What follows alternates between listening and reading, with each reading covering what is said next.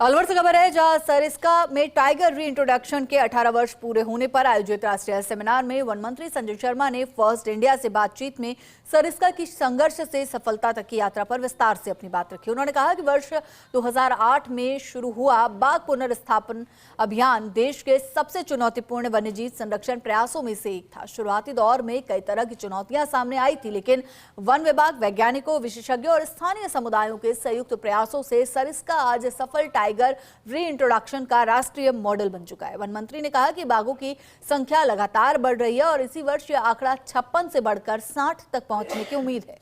उन्होंने वन्यजीव गलियारों के संरक्षण, मानव वन्यजीव संघर्ष को कम करने और स्थानीय लोगों की भागीदारी को भविष्य की प्राथमिकता बताया और साथ ही सरिस्का दिवस मनाने की घोषणा को भी ऐतिहासिक कदम बताया।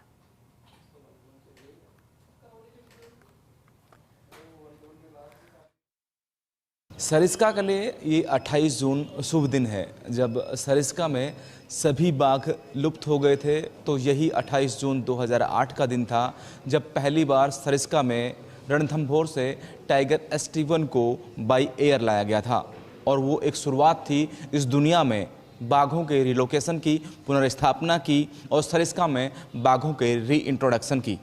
आज 28 जून 2026 है और सरिस्का में बाघों की संख्या 56 हो गई है।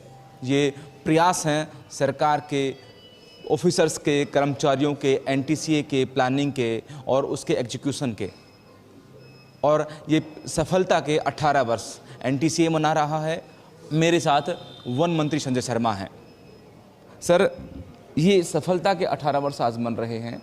पिछला 28 जून भी था जब आपने सरिस्का के राजमाता, जिसको कहा जाता है ST2, उसकी मूर्ति का अनावरण किया था।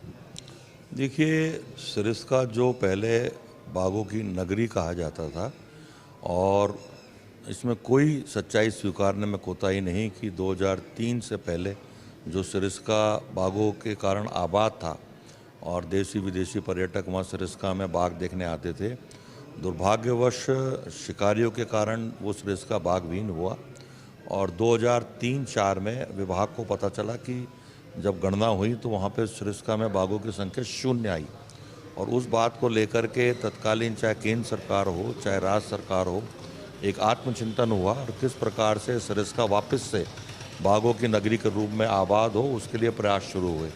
और 28 जून 2008 को राजस्थान में ही स्थित रणथंभौर, जो आज बाघों की नर्सरी बन चुका है, वहीं से ही एक बाघ हेलीकॉप्टर के माध्यम से सरिस्का के अंदर लाया गया और धीरे धीरे और अन्य बाघ बाघिनों को भी वहाँ से रणथंभौर से ला करके यहाँ पे ट्रांसलोकेट किया गया और जो सरिस्का 0 था, आज उसी सरिस्का में बाघों की संख्या में बाघ बाघिन में शावक 56 है।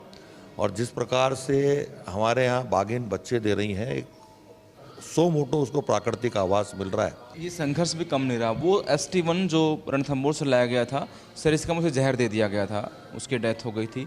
फिर कई साल तक कोई शावक पैदा नहीं हुआ और कई सारे सवाल उठे, रेडियो को लेकर उठे, दूसरी बातों पर उठे, गांव जो अंदर है उनको लेकर उठे, मॉनिटरिंग पर सवाल उठे, लेकिन अंत में सफलता अच्छी रही, लेकिन संघर्ष कम नहीं रहा।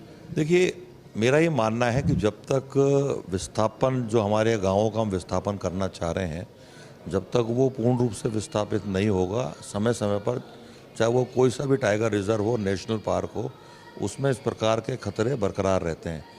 और आने वाले समय में, क्योंकि विस्थापन को लेकर के माननीय मुख्यमंत्री जी ने एक बहुत अच्छे पैकेज की 2025 में घोषणा करी है, हमारा प्रयास रहेगा कि ग्रामवासियों को उनकी स्वेच्छा से, उनके राजी खुशी, उनकी स्वेच्छा से हम उनको विस्थापित करें। मैं सरिस्का से बाघ को या बाघिन को भेजा जा सकता है? देखिए, अभी NTCA की मीटिंग हुई है, उसकी मिनट्स अभी तक जारी नहीं हुई है। उस NTCA की मीटिंग में जो निर्णय, हम तो क्या है कि एक आदमी को एक अच्छी सोच रखनी चाहिए और अच्छे परिणाम की हमको आशा है।